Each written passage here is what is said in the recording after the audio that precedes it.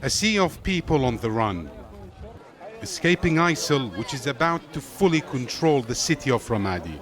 They've been walking and driving for the last 2 days, taking whatever they can. Men, women, young and old. This is a terrified population with no place to stay. Some have been stuck near this bridge in southern Baghdad. They are angry with their politicians and tribal leaders. They don't care about us. Look at what happened to us. Look at our conditions. They sold us. They are cowards and traitors. We slept on the streets, in the open, in miserable conditions. We left everything behind. They are the politicians, the sheikhs. They fled to Erbil, Jordan and Turkey, sitting in hotels and homes. People who have fled speak of fierce battles. Some say bodies are scattered in Ramadi. ISIL fighters are making gains, closing in on the city center.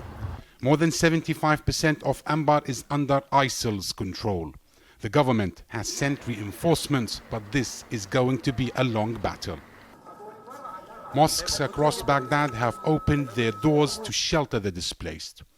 This is their new home, but everyone here was allowed to enter Baghdad only after being sponsored by the highest religious Sunni body. More than 250 people live in this building. They are scattered in rooms like this. We are not allowed to film them for privacy, but they are scattered all over this compound. There are a few mattresses there and they are living in tough conditions. Now they were allowed in after they were sponsored by the Sunni endowment because the government has imposed restrictions on them to enter Baghdad.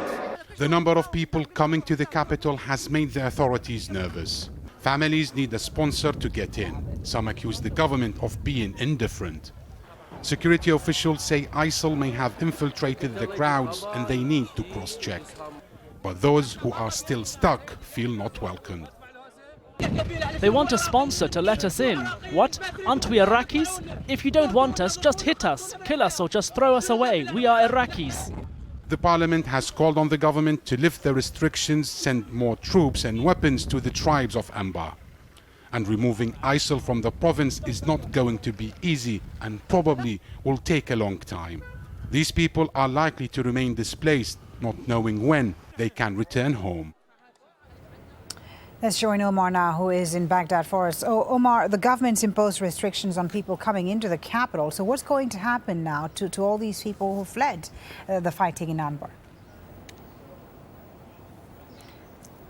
Well, I think for those who are not allowed in, they will have to wait outside of Baghdad on a number of checkpoints till they get the paperwork needed by the security forces. Now, there are around 10,000 people were allowed in. They are living in a number of mosques across the capital, and I understand there are several IDP camps being setting up around the capital as well. I was speaking to a government spokesperson. He said that the restrictions have been eased. However, he says we need some form of identification and to register those people. He says there could be some quote-unquote terrorists among them trying to infiltrate. He says we respect the people of Anbar. However, there is a huge influx of people, and that's why it's taking long for them to reach, to be allowed in Baghdad. But